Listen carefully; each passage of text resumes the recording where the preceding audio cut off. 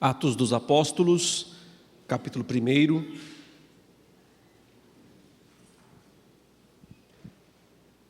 A partir do versículo 12.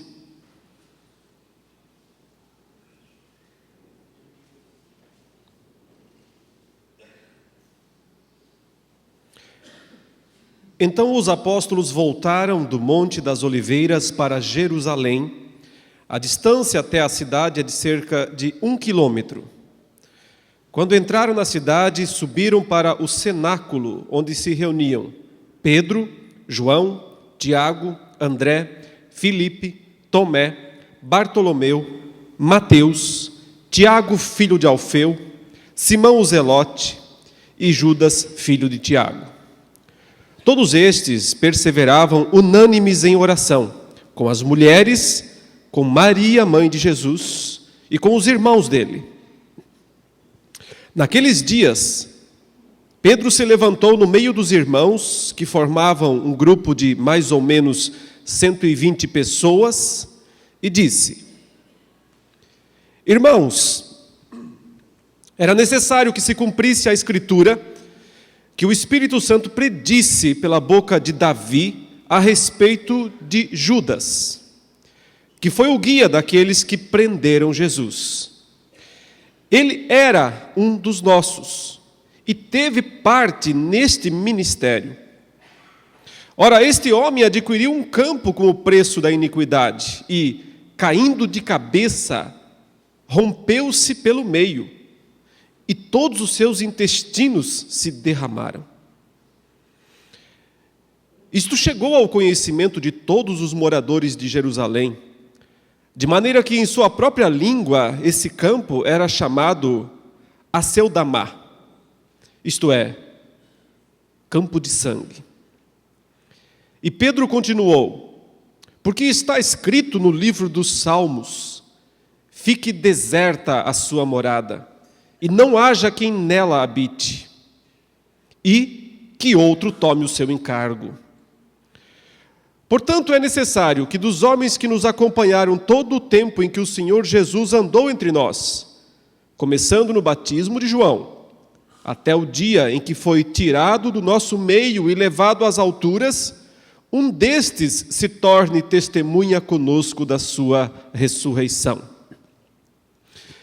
Então propuseram 2, José, chamado Barsabás, também conhecido como Justo, e Matias. E orando disseram: Tu, Senhor, que conheces o coração de todos, revela-nos qual dos 2 escolheste, para preencher a vaga neste ministério e apostolado, do qual Judas se desviou, indo para o seu próprio lugar. Depois fizeram um sorteio, e a sorte caiu sobre Matias, que foi acrescentado ao grupo dos 11 apóstolos. Até aí, meus irmãos, a leitura da palavra de Deus. O texto que nós lemos descreve um momento, uma espécie de interregno, né, de situações que aconteceu naquele período, entre 2 grandes eventos, entre os 2 maiores eventos do livro de Atos.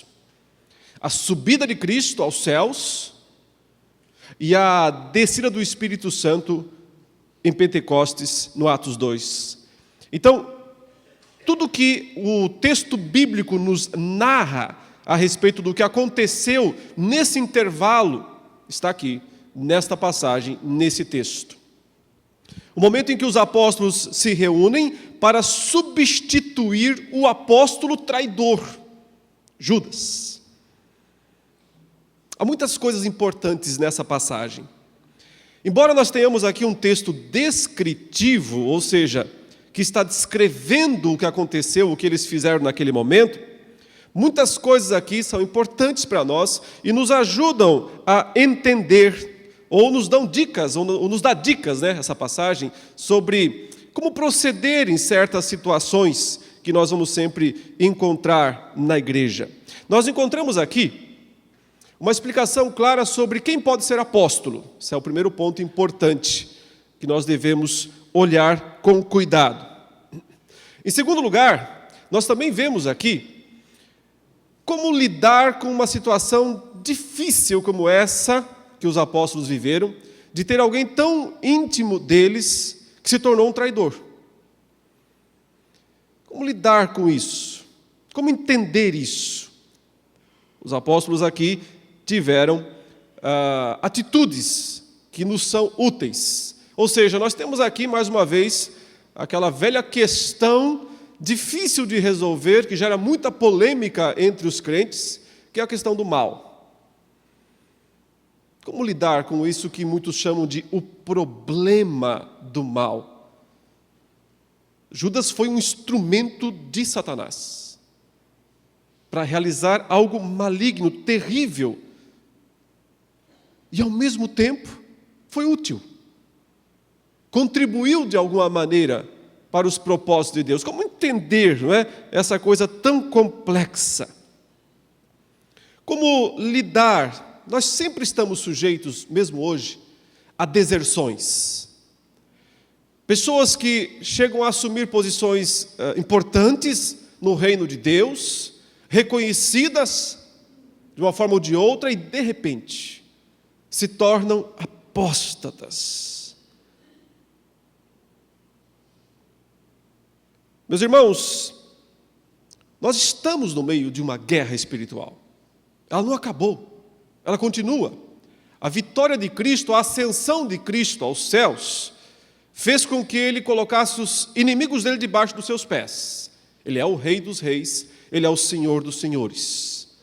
Mas ao mesmo tempo, essa entronização de Cristo lá nos céus fez com que na terra a batalha se tornasse ainda mais sangrenta, ainda mais terrível.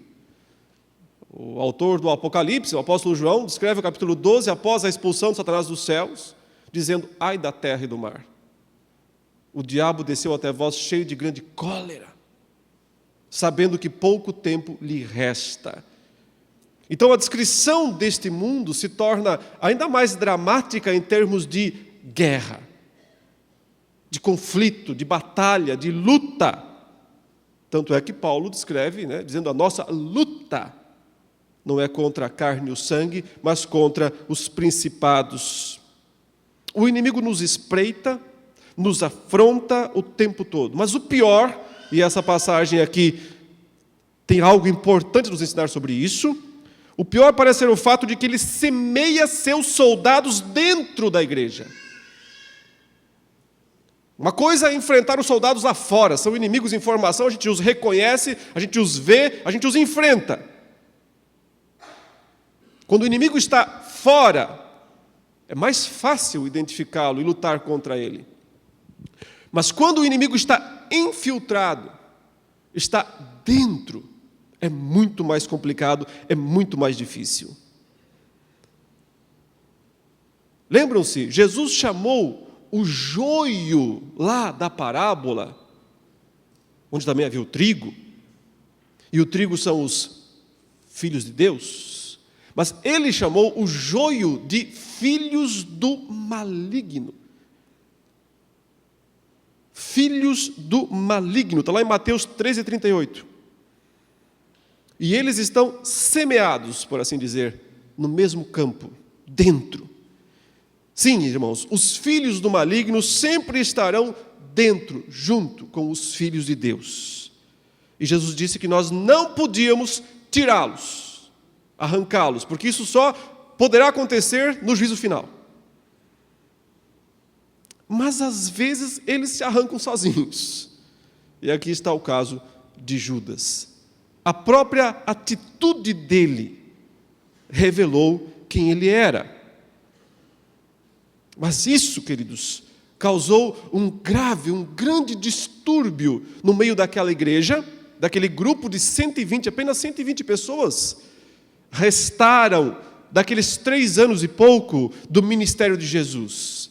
Lembram-se, Jesus começou a pregar lá na Galileia, no norte de Israel, foi descendo até a Judeia, fez várias idas e vindas, e em toda essa região, e por todo esse período de 3 anos e pouco, multidões o seguiram, multidões. De uma vez, 5.000 pessoas comeram da mão dele. Mas na hora do vamos ver, né? Na hora do aperto, quantos sobram? Quantos de fato perseveram, permanecem? E aqui estão eles, 120 pessoas, que se reúnem para esperar o momento em que Cristo disse que vai derramar o Espírito Santo. Isso é Atos 2, né? É assunto da nossa próxima mensagem, se Deus quiser. E ao mesmo tempo lidar com essa situação incômoda. Tem uma cadeira vazia ali. Alguém esteve sentado ali nessa cadeira, esteve conosco, foi íntimo. Mas então ele fez uma coisa terrível. Ele não está mais aqui. E agora como lidar com isso? Que explicações podem ser dadas para essa situação? Então os discípulos voltam lá do Monte das Oliveiras, onde Cristo ascendeu aos céus, e disse que eles deviam esperar em Jerusalém. Eles voltam, o texto diz, apenas 1 quilômetro de distância de um sábado, né, o que os judeus podiam percorrer durante um sábado, era o limite isso, era 1 quilômetro. Eles voltam para esse lugar, para Jerusalém, e eu entendo que não é por acaso que o texto menciona que os apóstolos, após terem retornado, se dedicam à oração. Veja que o texto fala isso. Eles se reúnem e eles oram incessantemente a Deus. Alguns pensam que eles estão orando pedindo a vinda do Espírito Santo, mas o texto não menciona que eles estão fazendo isso. A vinda do Espírito é certa, é garantida. Cristo disse: você tem que esperar, aguardem, vai acontecer daqui uns dias. Eu penso que eles estão orando por causa do problema mais imediato, da situação mais imediata que eles têm que resolver, que é justamente a situação deixada pela cadeira vazia de Judas, que não está mais ali. Eles estão orando por causa da situação ultrajante, que afetou todo o grupo.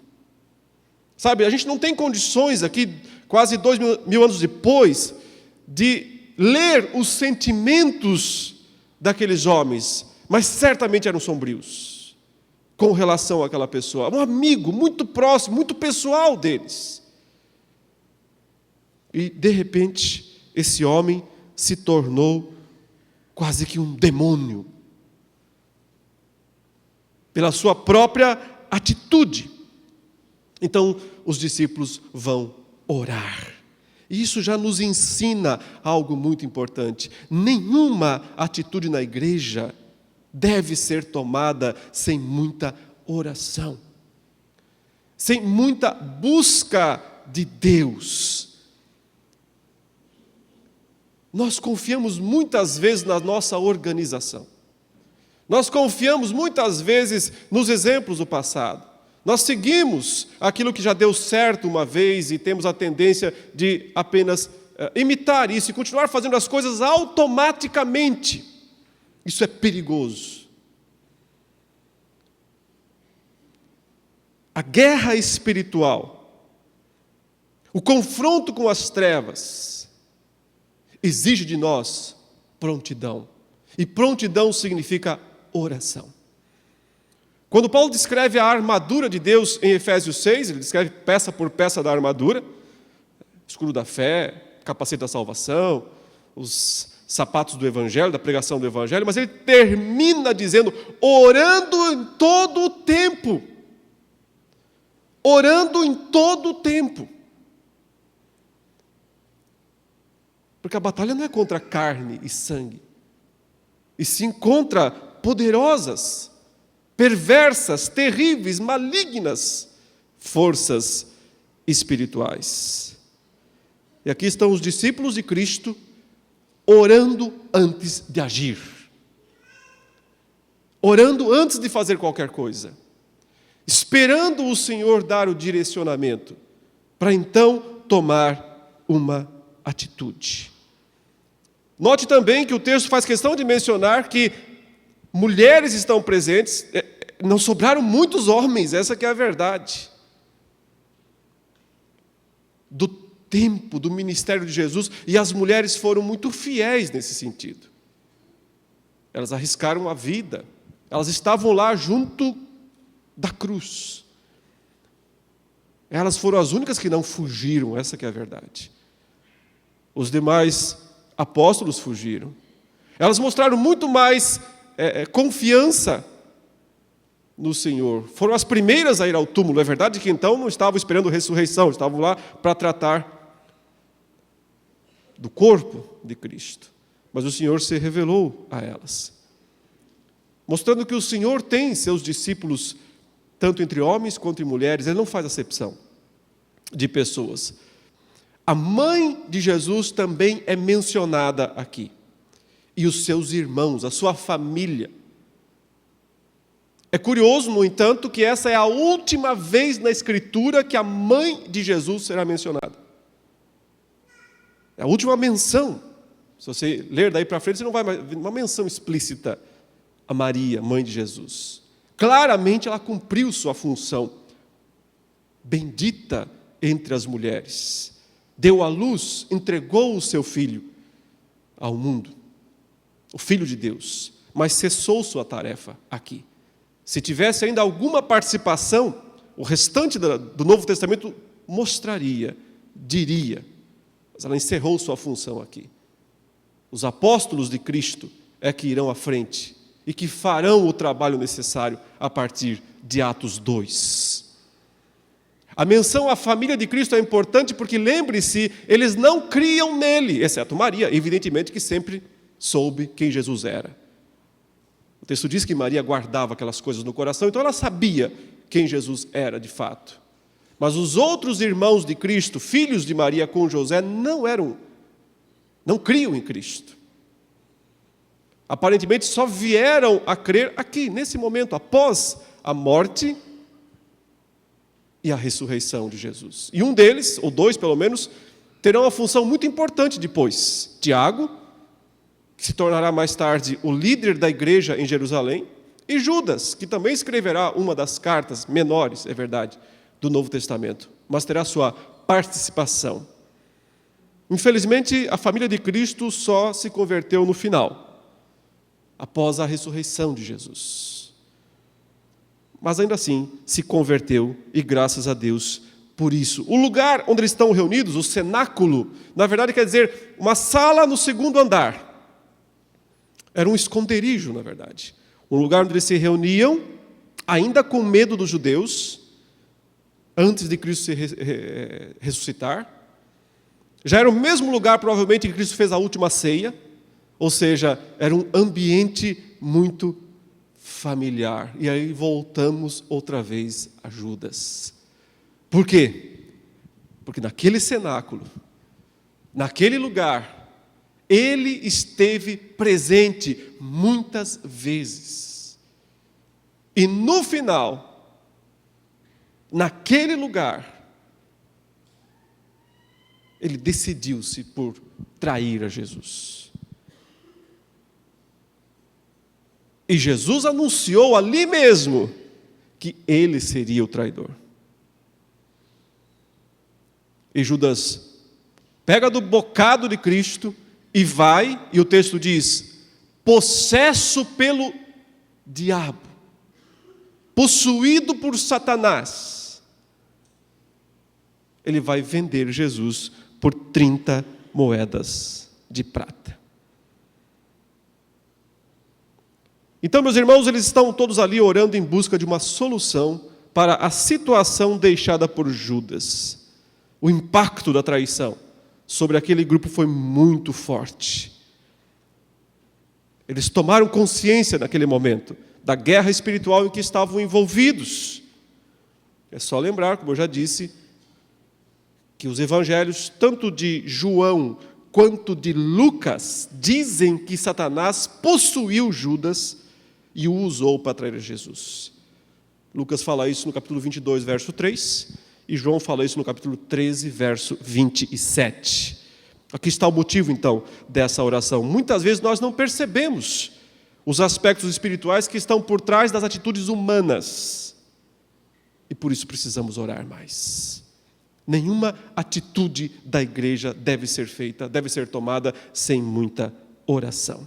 Mas em segundo lugar, observe que num dado momento em que eles estão orando, Pedro se levanta e começa a dar uma explicação.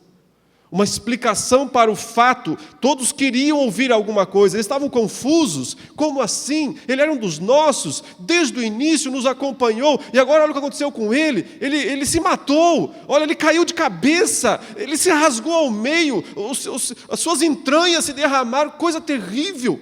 Aliás, um dos poucos lugares, né, em que há uma descrição assim bem sangrenta do acontecido, bem forte. Alguns acham que é porque Lucas é médico e ele está narrando mesmo com detalhes o que aconteceu com Judas.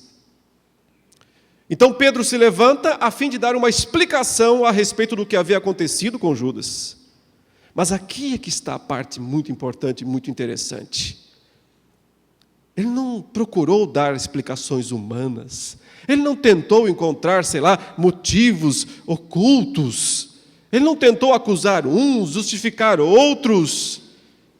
Ele só foi à Escritura. E encontrou respostas para aquela situação alarmante, para aquela situação atordoante, no texto bíblico. No texto bíblico. Então, meus irmãos, o que eu noto aqui é que nessa hora de crise aqui, a primeira igreja orou, buscou a direção de Deus, orou ao Senhor, mas em segundo lugar, foi buscar entendimento na Bíblia, buscar entendimento nas Escrituras, sobre o papel das ações malignas. Se alguém tem alguma coisa a falar sobre o papel das ações malignas, é a Bíblia. Em geral, quando se trata de entender o que chamam de o problema do mal, porque as pessoas pensam assim, bom, se Deus é todo-poderoso, se Ele é o Criador de todas as coisas, se Ele é bom, então como é que pode existir o mal? Então eles chamam isso de o problema do mal, porque parece incoerente, até impossível, que um Deus bom, todo-poderoso, justo, tenha permitido a existência do mal. Então outros vão além e dizem, bom, já que Ele é todo-poderoso, já que Ele é o Criador de todas as coisas, então Ele não permitiu, Ele o criou. Ele é o autor do mal. E outros vão para o outro extremo e dizem, não, Ele não tem nada a ver com o mal, Deus nem sabia.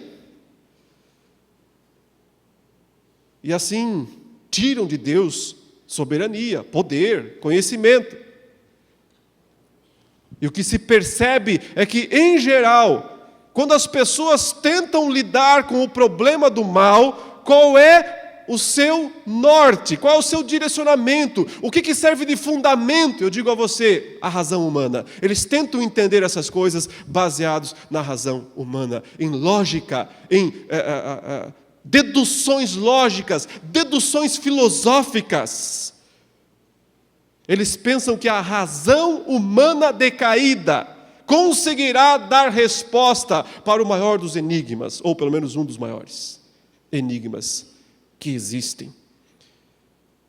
E quando discutem esse assunto, começam a discutir da perspectiva meramente lógica.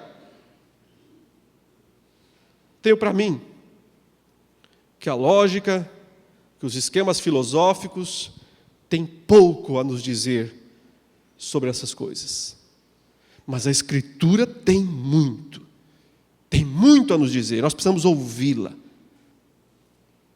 A primeira coisa que Pedro diz no texto, está muito claro, é que tudo o que aconteceu com Judas, aconteceu para que se cumprisse o que a Escritura havia proferido. Tudo o que aconteceu com ele, aconteceu para que se cumprisse o que a Escritura havia proferido.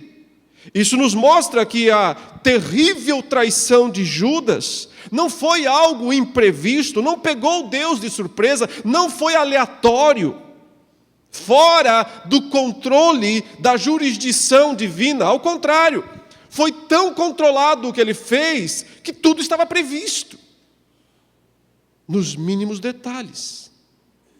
E essa é uma verdade que a Escritura destaca, sem medo.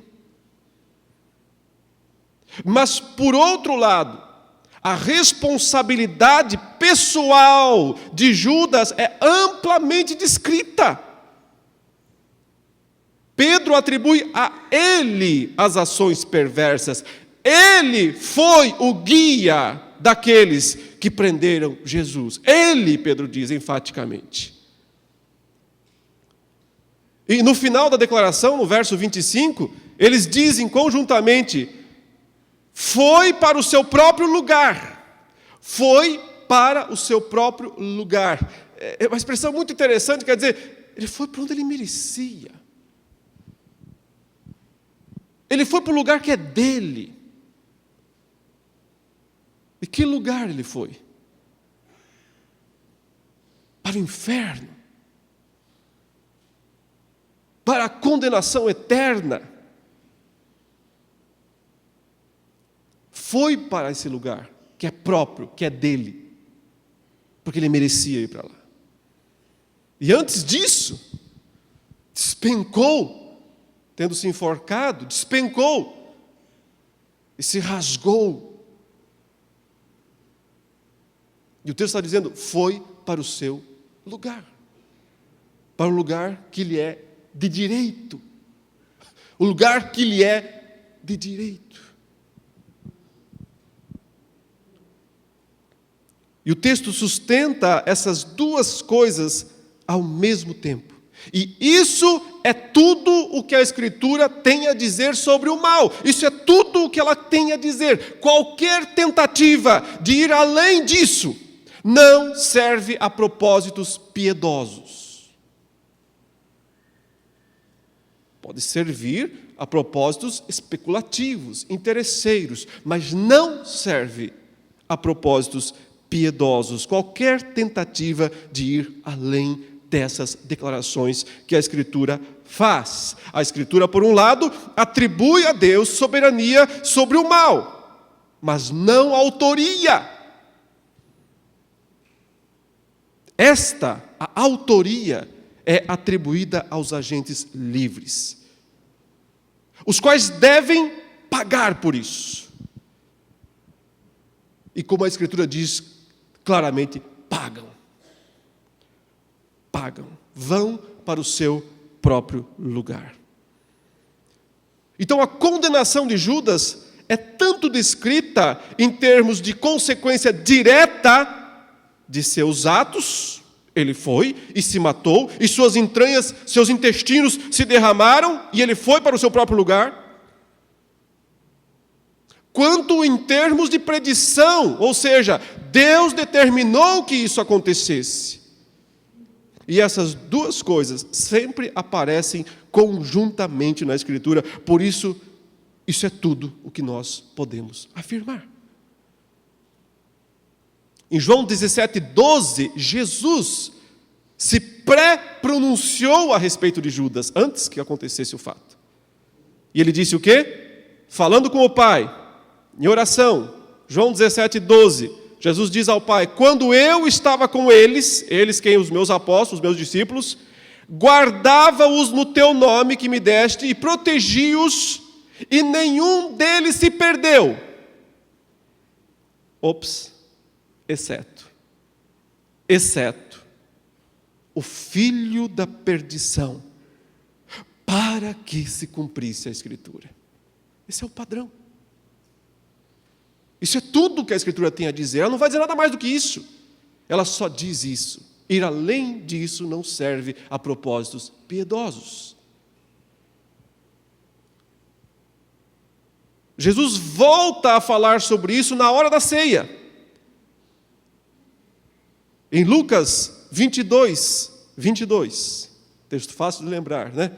Lucas 22. Jesus diz, olha, tem o traidor aqui.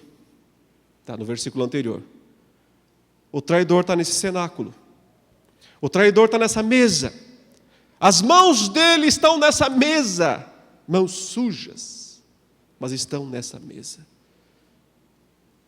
possuído pelo próprio Satanás, o diabo na ceia. O diabo presente na ceia, possuindo um dos apóstolos. Então Cristo diz: porque o Filho do homem, na verdade, vai segundo o que está determinado. É sempre isso que ele fala. Tudo o que vai acontecer porque está determinado. A Escritura já predisse todos os detalhes, tudo o que tem que ser, o filho da perdição, o que ele tem que fazer, cada detalhe, tudo está profetizado. O Filho do homem, na verdade, vai segundo o que está determinado. Mas, e aí é o outro lado da história, porque sempre essas duas verdades estão juntas. E isso é tudo o que a Escritura tem a dizer sobre o problema do mal. Mas, ai daquele por intermédio de quem ele está sendo traído. Ai dele. Suas entranhas vão ser derramadas. Ai dele. Irá para o seu próprio lugar. E ao mesmo tempo, tudo o que ele está fazendo está determinado. Nós não somos chamados para entender essas coisas, com a nossa lógica humana caída, limitada, falha. Nós somos chamados para crer nessas coisas. É possível entendê-las pela fé. Não é possível harmonizá-las pela razão, pura e simplesmente. Só a fé nos ajuda a entender que ao mesmo tempo em que Deus determinou todas as coisas, inclusive os atos maus das pessoas, como é o caso de Judas, cada ato mau é exclusiva responsabilidade do ator, do agente, de quem fez, e pagará por isso. Veja que Pedro, então, vai citar 2 salmos.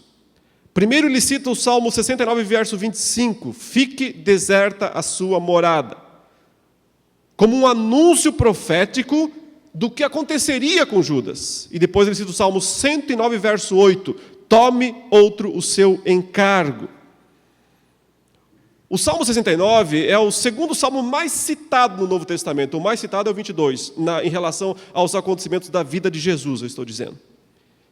É o salmo que Davi escreveu, onde ele descreve o tormento dele, naquele momento em que ele foi abandonado por seus amigos, traído por alguns, escarnecido pelos inimigos.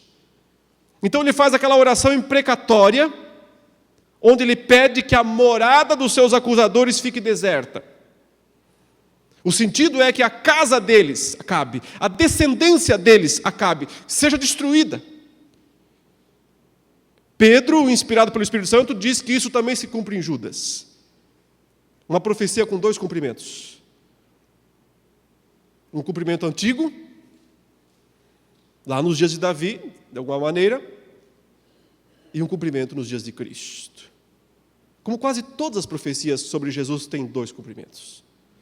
Um no Antigo Testamento sempre, e um no Novo Testamento. Então Pedro entende que esse salmo, tanto o 69 quanto o 109,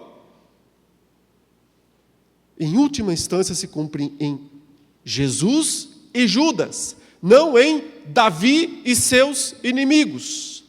O cumprimento definitivo final é Jesus e Judas. Uma predição de que o cargo de Judas devia ser substituído. Aqui tem um ponto muito importante que pode passar batido quando nós lemos o texto. Não há sucessão apostólica no Novo Testamento.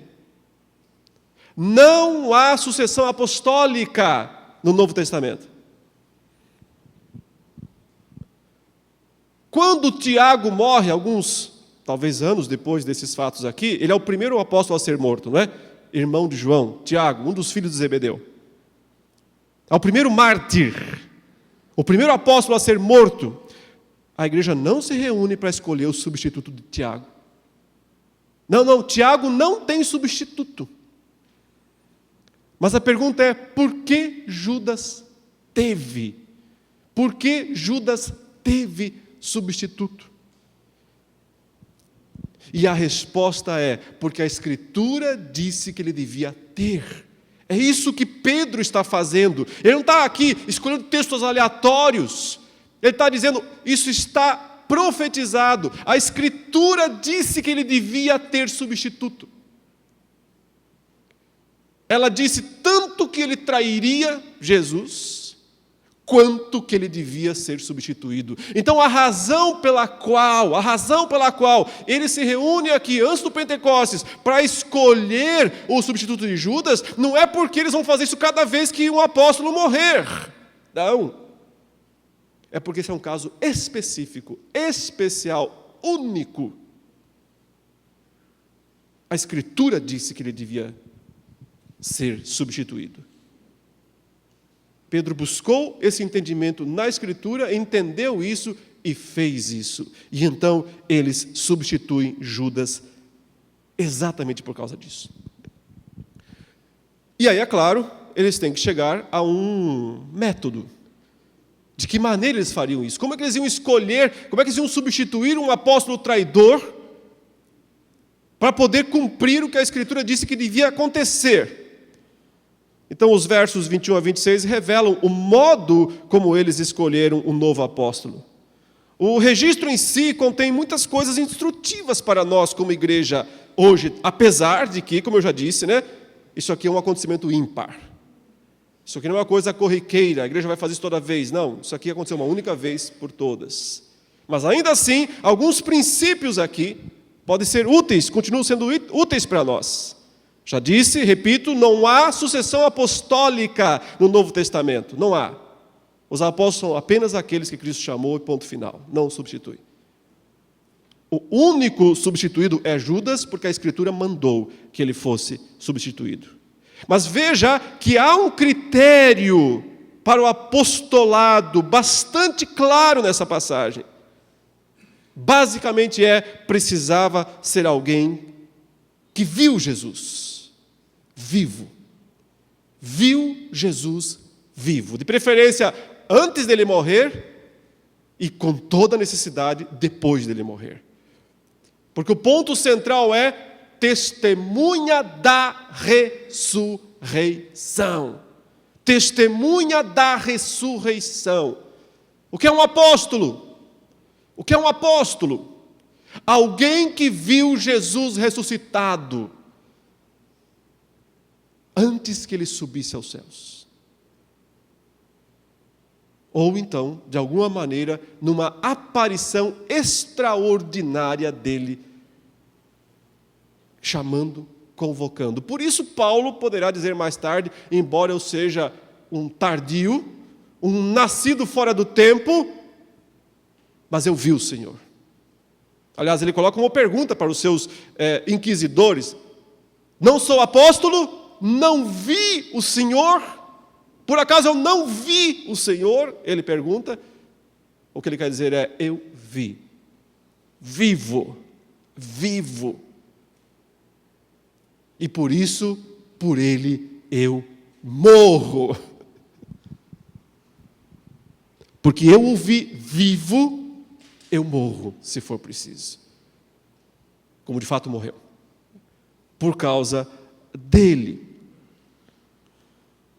Mas na hora da escolha aí, o que eles fazem? Eles seguem alguns critérios. Primeiro, dão prioridade aos mais experientes.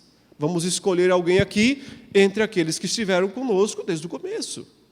Essa é a lógica. Vamos pegar as pessoas mais antigas, as pessoas que têm experiências com Cristo. Uma das coisas que o Novo Testamento frequentemente condena é a eleição de neófitos.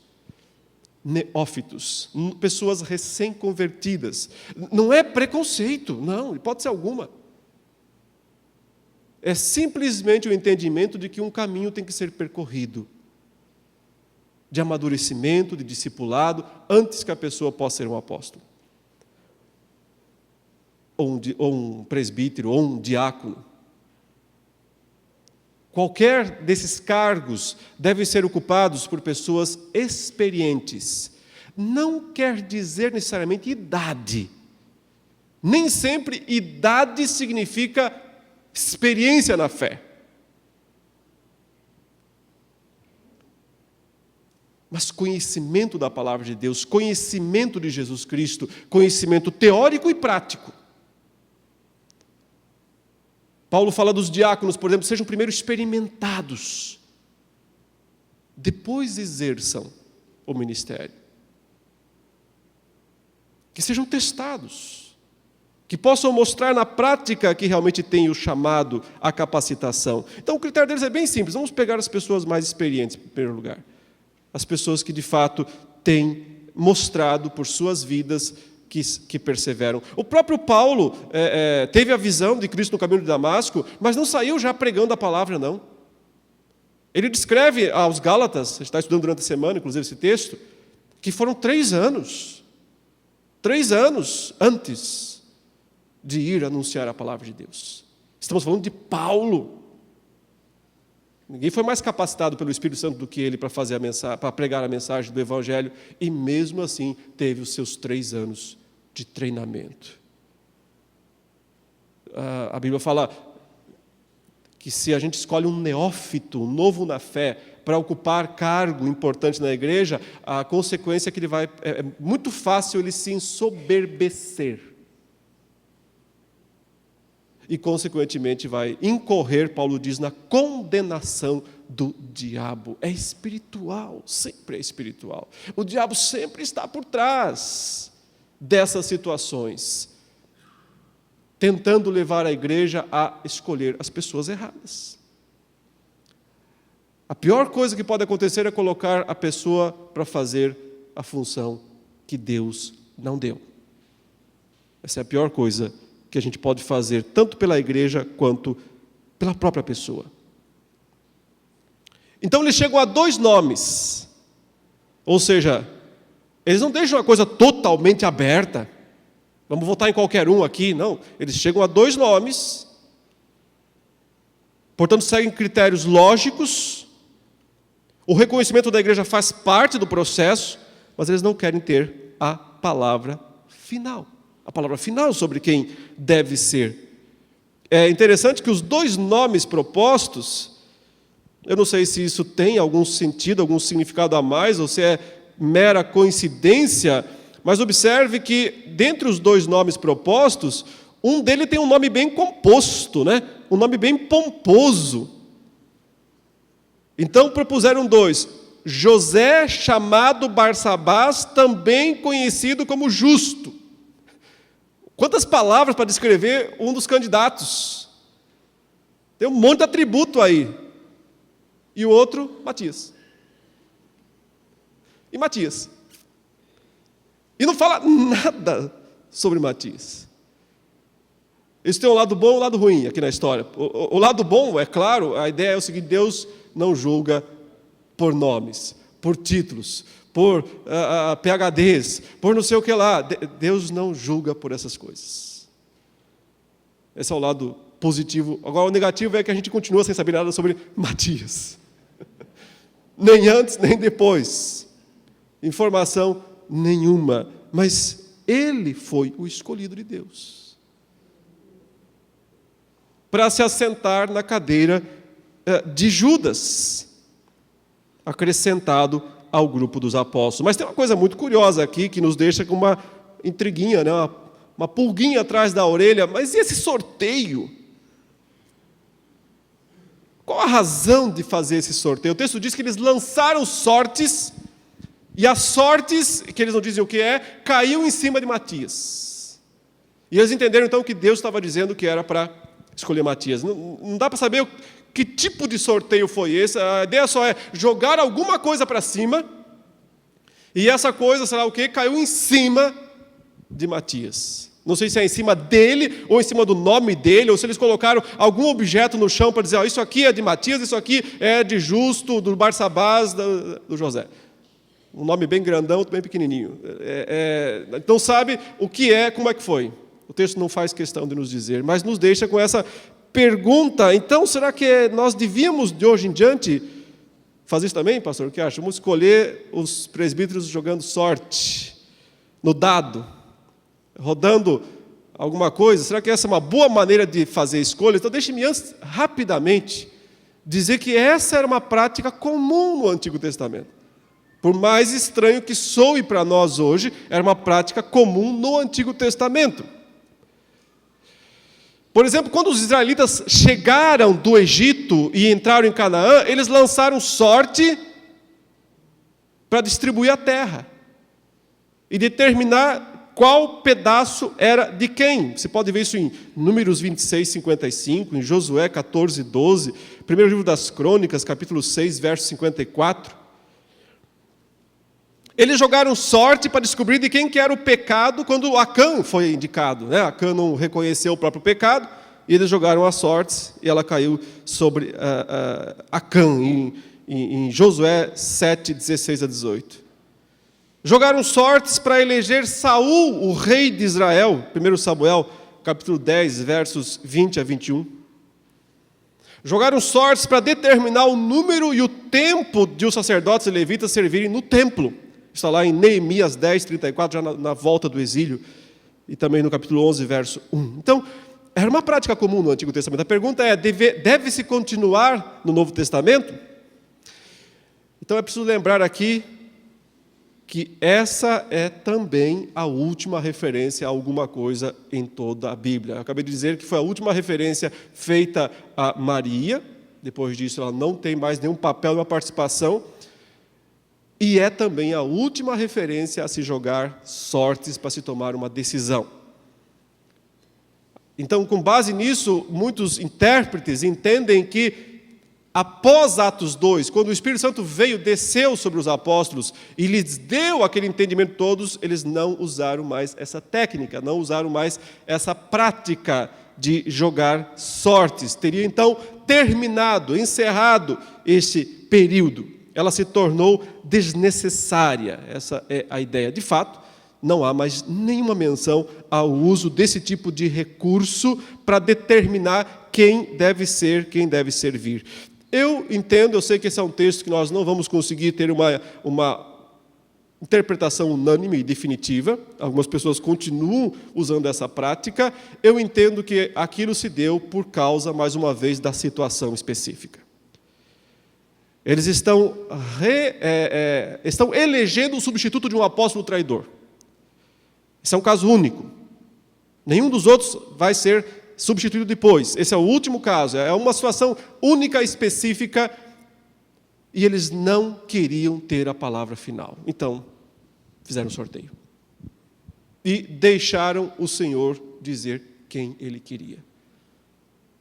E o Senhor certamente disse e usou desse instrumento que não é ímpio em si, porque ele tem um uso em todo o Antigo Testamento, mas que justamente faz parte do Antigo Testamento, não faz parte do Novo. Não faz parte do Novo Testamento. Com a descida do Espírito Santo, oficialmente se inaugura o Novo Testamento. Se inaugura os últimos dias, são inaugurados. Começa o tempo escatológico, o tempo final, em que o Espírito não está lá, mas está aqui, no meio do seu povo, levando-o, guiando-o a toda a verdade. E por isso, talvez, não há mais nenhuma menção no restante do Novo Testamento a uso deste recurso. O que, portanto, é importante para nós é Deus tem que ter a palavra final. Por isso, eles começam com oração e terminam com oração, pedindo ao Senhor que manifestasse a sua decisão. Hoje em dia, Deus pode fazer isso também através da eleição do seu povo. Quando pessoas são escolhidas por voto, não deixa de ser, de certa maneira, um sorteio, porque ninguém sabe prever exatamente o que vai acontecer. É um tanto quanto aleatório isso também. Deus pode usar esse instrumento para que sejam legitimamente eleitos para ocupar funções aqueles que Deus quer. Portanto, concluindo, meus irmãos, os apóstolos e discípulos realmente sentiram a traição de Judas, sentiram, mas não ficaram remoendo, chorando as mágoas, oraram, buscaram ao Senhor e trataram biblicamente do assunto. Ficou muito claro para todo mundo que com Deus não se brinca, mas também não se deve brincar com as forças malignas. Ao mesmo tempo, eles compreenderam que Deus é soberano e tem seus propósitos em todas as coisas que existem, mesmo numa traição horrenda, como foi a de Judas. Com base nisso, eles agiram buscando remediar a situação, esperando o momento em que o Espírito Santo iria descer para capacitá-los para um novo passo, para um avanço ainda maior, que faria toda a diferença no mundo. Isso é Atos capítulo 2, o assunto da nossa próxima mensagem, se Deus permitir. Até lá, aprendamos com os apóstolos a buscar sempre o direcionamento de Deus, em oração e na palavra, confiando que o Senhor revela seus propósitos na história, mesmo que às vezes sejam dolorosos, mesmo que às vezes sejam incompreensíveis e até certo ponto para nós inaceitáveis. Tragédias, dor, perdas, sofrimento. Essas coisas não estão fora do grande plano, do grande propósito de Deus. Não são exceções ao plano. Tudo coopera para o bem daqueles que amam a Deus. Até mesmo deserções terríveis, como essa que aconteceu aqui no livro de Atos. Acima de tudo, que Deus nos livre. Que Deus nos livre desse espírito de apostasia. Que Deus nos preserve dessas coisas. Porque, infelizmente, meus irmãos, Judas existiu. Não é uma ficção, é um fato, é um personagem real. Muito perto do Salvador. Muito longe da salvação. Quanto mais perto do Salvador, mais risco há de se estar irremediavelmente longe da salvação. É por isso que o temor deve tomar conta do nosso coração. Para que não brinquemos com Deus, para que não brinquemos com as coisas de Deus, e nem com os poderes malignos. O poder do engano no coração de um discípulo pode ser terrível. Olhe o que Satanás fez com Judas. E tema por toda a sua vida. Mas ao mesmo tempo, confie que o mesmo Senhor que disse na oração, eu guardei os outros, todos eles, porque são meus, também nos guardará até o fim, para que nosso pé não tropece em pedra nenhuma. Oremos ao Senhor.